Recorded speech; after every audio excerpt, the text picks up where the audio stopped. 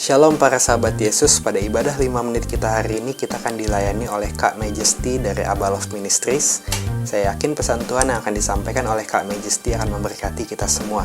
Kita akan sembah Tuhan sebentar, lalu kita akan dengarkan firman Tuhan.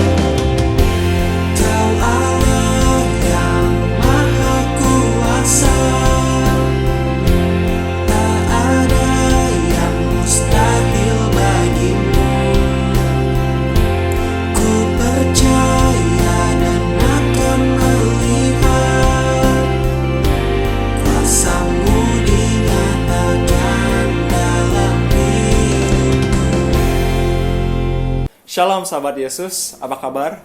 Saya harap kalian semua sehat selalu dan juga pada di rumah masing-masing. Dan saya percaya melalui kondisi yang tidak ideal ini, kuasa Tuhan tetap besar dan juga nyata buat setiap hidup kita. Hari ini gue mau menceritakan tentang satu hal, yaitu bagaimana kita hidup di dalam kasih, khususnya dalam kondisi yang kita lagi jalanin hari-hari ini. Jawabannya adalah satu, yaitu hubungan. Hubungan lebih baik didefinisikan oleh pop culture dan juga dunia, tetapi gambaran hubungan yang Tuhan beri buat hidup kita adalah jauh dari apa yang dikatakan oleh dunia. Karena ada purpose Tuhan yang khusus melalui hubungan untuk hidup kita. Kita flashback sebentar, di mana dunia sebelum dijadikan. Waktu itu apa yang dilakukan oleh Bapa, Anak, dan Roh Kudus? Mereka bersekutu, berfellowship, dan juga bersepakat. Bersepakat tentang apa? Bersepakat untuk menciptakan manusia untuk segambar dengan mereka. Dan dalam perenungan gue, saya menemukan satu hal yang menarik, di mana juga pertama kali Tuhan mengatakan tidak baik pada ciptaannya. Yuk kita telusuri sama-sama. Waktu Tuhan menciptakan terang, langit, daratan, binatang, dan semua itu dia katakan apa? Baik. Dan waktu Tuhan menciptakan manusia, dia mengatakan tidak baik. Ada 6 hari yang menyatakan bahwa semua itu baik, tapi setelah Tuhan menciptakan manusia, dia bilang itu tidak baik. Berarti ada satu hal yang kita tidak mengerti mengenai diri kita, yang dia mengerti, yang dia tahu. Yuk kita lihat yuk, di Kejadian 2 ayat 18 dikatakan, tidak baik kalau manusia itu seorang diri saja, aku akan menjadikan penolong baginya yang sepadan dengan dia. Ayat ini bukan berbicara mengenai tentang pasangan hidup saja, tapi dari awal Tuhan sudah menciptakan kita untuk sebuah hubungan. Mungkin beberapa dari kalian suka berpikir, Jess, gue capek, gue bergumul sendiri. Gue capek untuk juga jatuh bangun kepada lubang yang sama. Dan gue merasa gue gak belong di mana-mana. Tapi dengar, itu bukan rencana Tuhan bagi hidupmu. Karena Tuhan mau lo untuk mempunyai hubungan. Kau diciptakan untuk sebuah hubungan. Inilah our nature, yaitu untuk kita mau untuk didengar, diterima, dan dikasihi. Jadi bukan satu opsi untuk kita berhubungan atau tidak. Karena Tuhan sendiri ngomong, tidak baik. Tidak baik apa sih, Jess, maksudnya? Tidak baik kalau kita mempunyai hidup yang mempunyai tembok, terisolasi, tertutup. Karena disitulah musuh akan masuk dalam hidupmu. Dan waktu saat kita terisolasi, iblis menjadi teman baikmu. Dia akan mengatakan bahwa lu gak berharga, lu gak mampu, dan menarik lu dari rencana Tuhan buat hidupmu. Tahukah kalian kalau musuh kita bahasanya adalah bohong? Makanya teman-teman, jangan percaya pada setiap perkataannya. Dan disitulah kita membutuhkan seseorang, komunitas, dan juga mentor untuk mengingatkan kita, untuk membantu kita, menguatkan kita dalam setiap kelemahan kita. Karena ada hari-hari kita lemah, ada hari-hari kita gak selalu juga kuat.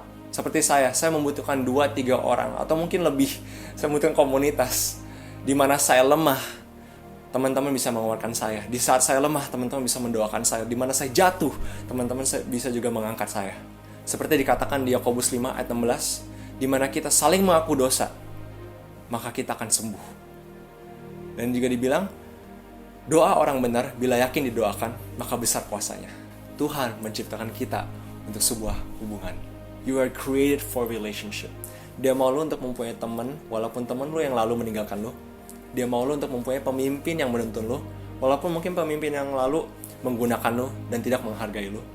Dia mau lu untuk mempunyai komunitas, walaupun mungkin komunitas lu yang lalu tidak menjadi penyalur kasih yang baik.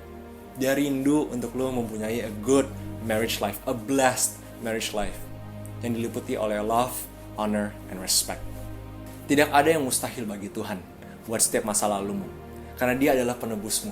Maksudnya, buat setiap yang gagal, setiap yang hancur, setiap yang juga masa lalu yang berantakan, Tuhan bilang, gue akan ambil itu semua dan gue akan gantikan dengan yang baru jika lalu mengizinkan Tuhan bekerja dalam hidupmu melalui komunitas. Yuk mari kita buka di Pengkhotbah 4 ayat 9-12. Berdua lebih baik daripada seorang diri, karena mereka menerima upah yang baik dalam jerih payah mereka. Karena kalau mereka jatuh, yang seseorang mengangkat temannya. Tetapi wahai orang yang jatuh, yang tidak mempunyai orang lain untuk mengangkatnya. Juga kalau orang tidur berdua, mereka menjadi panas. Tetapi bagaimana seorang saja dapat menjadi panas? Dan bila mana seorang dapat dialahkan, dua orang akan dapat bertahan. Tali 3 lembar tidak mudah diputuskan. Siapa yang Tuhan mempertemukan dengan hidup lo? Dan buat saya, tidak satu kebetulan buat juga kita semua ada di komunitas ini. Dan saya percaya Tuhan mau pakai juga komunitas ini dan juga setiap teman-teman di sini untuk menjadi penyalur kasih. Untuk teman-teman waktu saat kita saling mengasihi, saling mendoakan, saling menopang, saling juga menguatkan. Orang-orang yang belum percaya akan melihat hidup kita dipenuhi dengan kasih, sehingga mereka juga mendapat dan juga merasakan dan mengenal kasih itu melalui hidup kita. Ayo teman-teman, carilah gereja, carilah komunitas, carilah mentor, carilah teman-teman yang bisa dipercaya, dan tertanamlah dalam kasih-Nya Tuhan. Yuk kita berdoa. Tuhan, aku berdoa Tuhan buat setiap kami di sini, untuk kami siap Tuhan untuk juga mempraktekkan kasih kemanapun kami berada Tuhan, karena Engkau menciptakan kami untuk satu hubungan, bukan hanya untuk berkumpul-kumpul saja, tetapi kita bisa saling Tuhan menguatkan satu sama lain, mendoakan satu sama lain, karena Kau menciptakan kami Tuhan untuk bukan hanya selamat, tetapi untuk kami hidup dalam berkemenangan.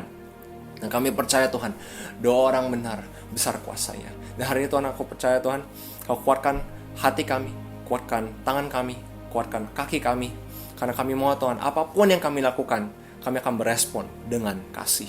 Terima kasih Tuhan, pakai Tuhan setiap keterbatasan kami, setiap kelemahan kami untuk kemuliaan-Mu Tuhan. Di mana orang-orang akan melihat Tuhan, ada banyak kesaksian-kesaksian yang baru, ada banyak juga hidup yang mengalami terobosan baru dalam hidup mereka. Terjadi Tuhan, hari ini Tuhan.